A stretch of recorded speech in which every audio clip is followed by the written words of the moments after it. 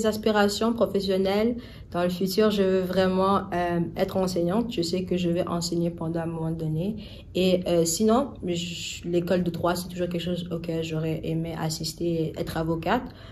Si j'ai l'opportunité d'être avocate, je veux vraiment travailler pour le droit des enfants et pour le droit des minorités, des gens qui ne sont pas euh, beaucoup représentés dans la société canadienne.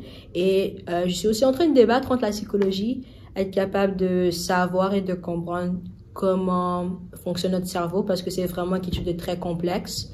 Et sur le plan personnel, je dirais de continuer à être ouverte, à entendre des idées, à ne pas être seulement coincée dans une manière de penser, être capable de grandir avec sagesse, comme mon père le dit, et aussi d'être capable d'être discipliné.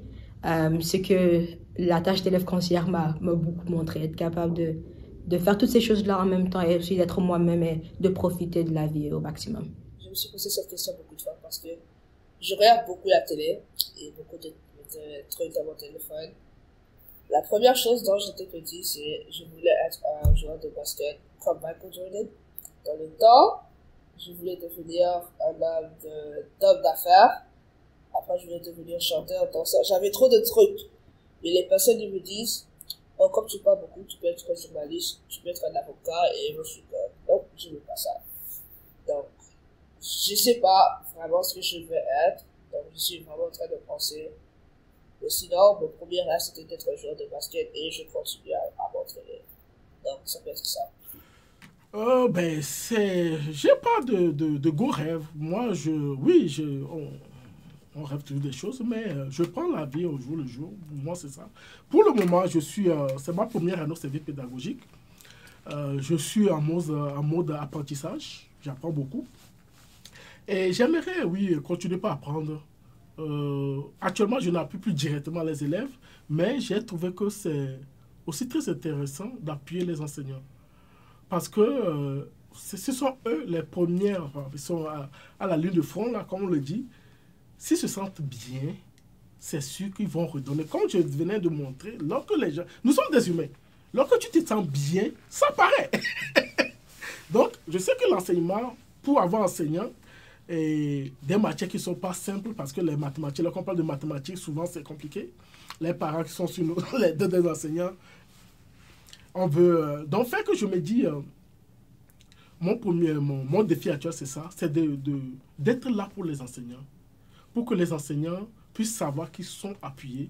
Si je peux leur apporter quelques stratégies qui vont leur permettre de faciliter leur travail en salle de classe, ça serait déjà gagné pour moi.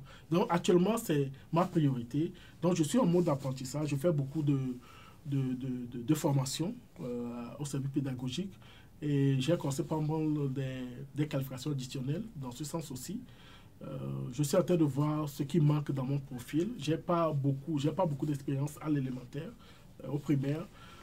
Je compte prendre une qualification additionnelle dans ce sens-là pour pouvoir booster un peu ma compréhension de l'enseignement plus à l'élémentaire, au primaire. Et plus tard, pourquoi continuer. S'il faut que je monte encore, tant mieux. On verra là où la vie nous amène, mais c'est vraiment d'aller au jour le jour et puis donner le meilleur. Moi, c'est ça. De toute façon, je dis toujours, ma devise, c'est tant qu'à faire quelque chose, fais-le bien. C'est ça. Je suis pour le moment service pédagogique. J'essaie de donner le meilleur de moi-même. Et après, s'il y a d'autres opportunités, je reste ouvert à la vie.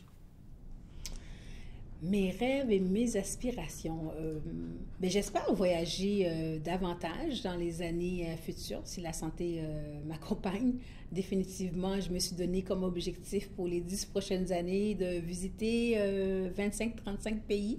Je ne sais pas si je vais être en mesure de le faire, si les finances vont me le permettre, mais définitivement, ça, c'est un rêve que je caresse. J'adore voyager, j'adore rencontrer les cultures, rencontrer des gens.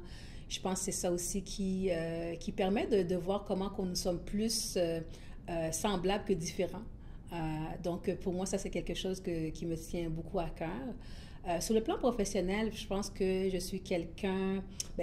avant tout, je suis travailleuse sociale, donc je suis habitée par ces valeurs de changement,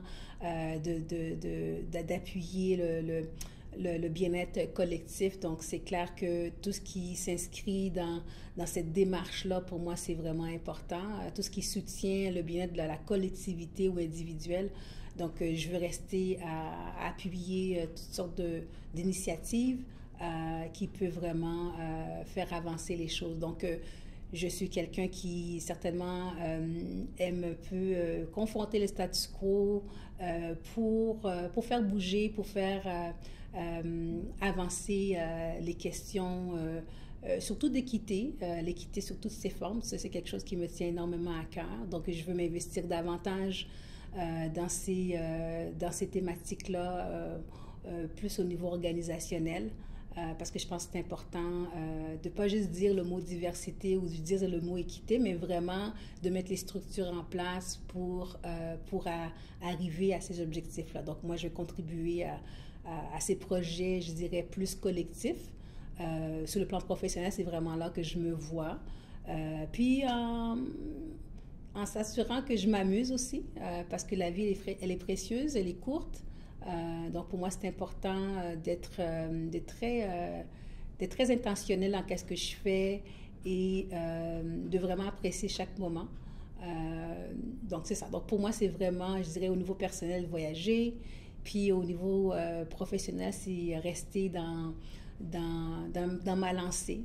Déjà, porter un peu les fruits, du moins de mon doctorat, le sujet qui m'intéresse, santé mentale, équité organisationnelle. Donc, ce sont mes aspirations pour les prochaines années.